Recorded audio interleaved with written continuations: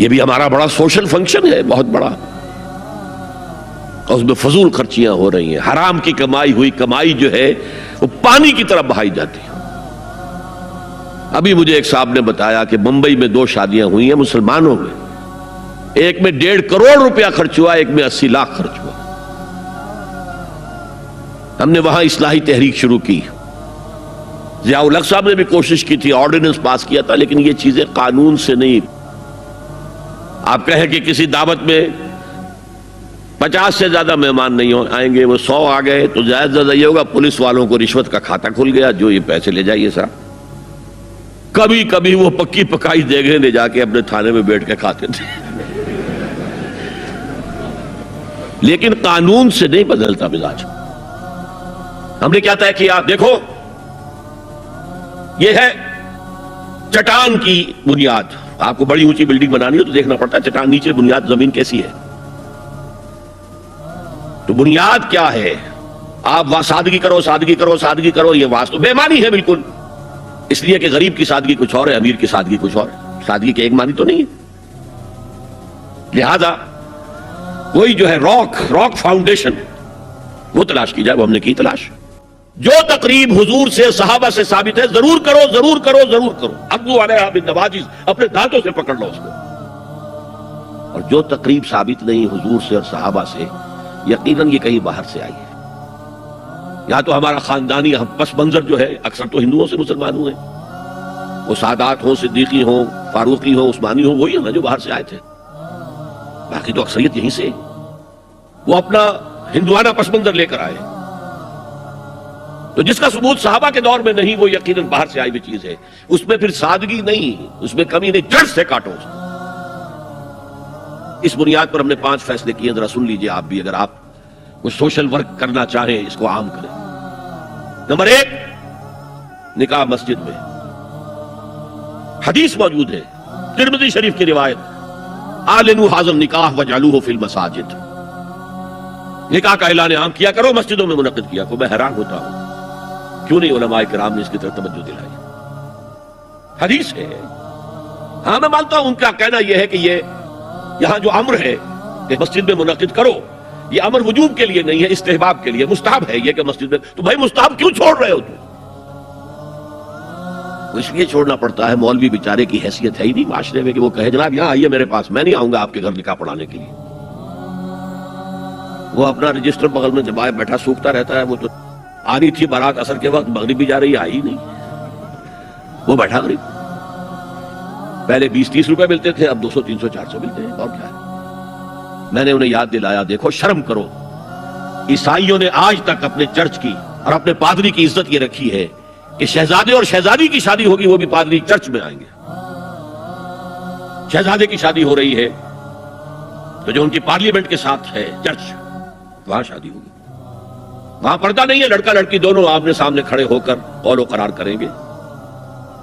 ہمارے ہاں پردہ ہے تو اس لیے لڑکی کے گھر بھی جائیں گے تو لڑکی تو محفل میں نہیں آئے گی، لڑکی کا ایک وکیل ہوگا، وہ وکیل اجازت لے کر آئے گا، 2 اس کے گواہ ہوں گے، اس کے سامنے اجازت لی گئی، پھر وہ نکاح خواہ کو اجازت دیں گے، وہ نکاح پڑھا دیں گے۔ پہلی بات یہ ہو گئی کہ نکاح مسجد میں۔ نمبر 2، نکاح کے موقع پر کوئی دعوت کام نہیں، کوئی ثابت نہیں، دعوت طعام صرف ایک ہے، وہ ولیمہ ہے۔ اور اس قدر معقول بات ہے،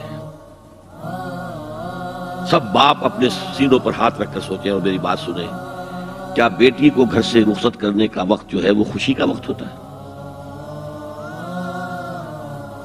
جب بیٹی گھر سے جا رہی ہو، کوئی جانور بھی آپ قربانی کے لیے، کوئی مینڈھا کو بکرا لے آئیں 8-10 دن پہلے اور بچے مانوس ہو جائیں تو وہ جب آپ ذبح کرتے تو پچھاڑے کھاتے ہیں کہ نہیں بچے؟ اور یہ لخت جگر ہے، نور چشم ہے، 18 20 22 برس گھر میں رہی ہے، وہ جا رہی ہے، خوشی نہیں ہے ماں، صرف یہ ہوتا ہے سائی آف ریلیف کہ ایک ذمہ داری کا بوجھ تھا، اللہ نے آج پورا کرا دیا، اتروا دیا بوجھ۔ پھر بھی اندیشہ ہوتا ہے، پتہ نہیں مزاج ملے نہ ملے، نئے ماحول میں جا رہی ہے، وہاں جا کر ایڈجسٹ ہو یا نہ ہو، اندیشے پھر بھی ہوتے ہیں۔ تو ان سے مرغ پلاؤ کھانا اور متنجن کھانا کوئی معقول بات نہیں ہے۔ معقول بات کیا ہے؟ لڑکا، اس کا گھر آباد ہوا ہے، وہ ولیمہ کرے، اس پر باقاعدہ احادیث اولبو ولو بشاتن، ولیمہ ضرور کرو چاہے ایک ہی بکری ہو تمہارے پاس، ذبح کرو، کاٹو، کھلاؤ گوشت اپنے دوستوں کو، احباب کو۔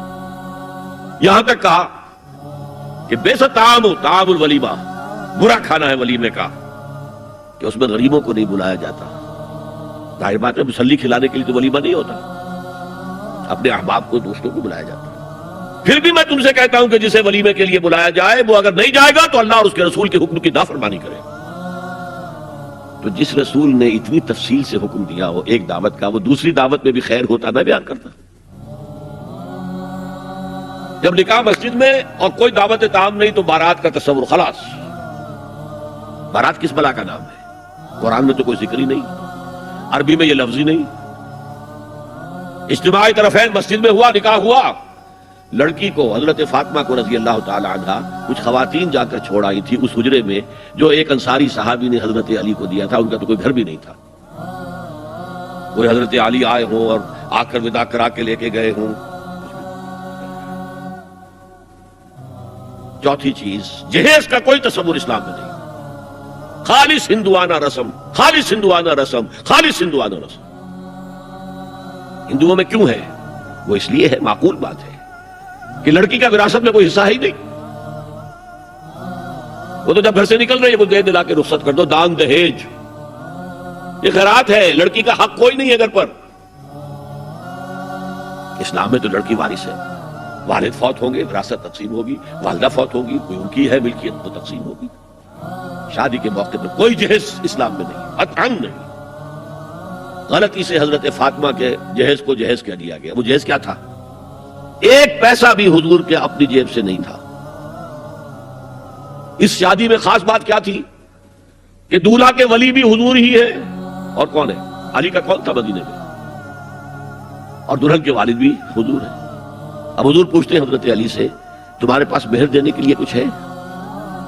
عرض کیا میرے پاس تو کچھ نہیں ہے۔ وہ فقراء صحابہ میں سے تھے، فرمایا مہر تو دینا ہے، تمہارے پاس ایک زرہ ہوتی تھی؟ جی ہاں زرہ تو ہے۔ انہوں نے یہ سمجھا زرہ تو جہاد کے لیے ہے، کوئی دولت تو نہیں ہے۔ فرمایا جاؤ اسے بیچو یا گروی رکھ کے قرض لے کر آؤ۔ وہ گئے، حضرت عثمان نے خرید لی اور کچھ دنوں کے بعد واپس کر دی ہدیۃً، یہ زرہ میں ہدیہ آپ کو کر رہا ہوں۔ اس وقت اگر کہتے چھوڑو علی، کہاں لو میں پیسے دے دیتا ہوں تمہیں، تو ان کی طبیعت پر بار ہوتا۔ اس پیسے سے حضور نے کچھ پیسے گھر بھیجے اندر، دلہن کو ذرا تیار کر دو، اور کچھ پیسوں سے وہ ایک گدا جس میں کھجور کی کھال بھری ہوئی تھی اور 2 تکیے جس میں کھجور کی کھال بھری ہوئی تھی، ایک مشکیزہ، کنویں سے پانی تو لانا ہی ہے نا، ایک چکی، جو ہو یا گیہوں ہو پیسنا تو ہے نا، کوئی 1-2 برتن اور، اللہ اللہ خیر صلی اللہ، یہ تھا جسے جہیز کہتے ہیں، جس میں ایک پیسہ بھی حضور کا شامل نہیں ہے۔ وہ حضرت فاطمہ کا مہر تھا جسے بنایا گیا، ورنہ مدینے ہی میں دوسری آپ کی صاحبزادی کا نکاح حضرت عثمان سے بھی ہوا، کہیں ذکر ہے جہیز کا؟ حضرت عثمان کا گھر بھرا ہوا، ہر چیزیں موجود، وہاں تو جہیز کا تذکرہ نہیں۔ بہرحال یہ شادی کو آسان کرو، زنا کو مشکل بناؤ۔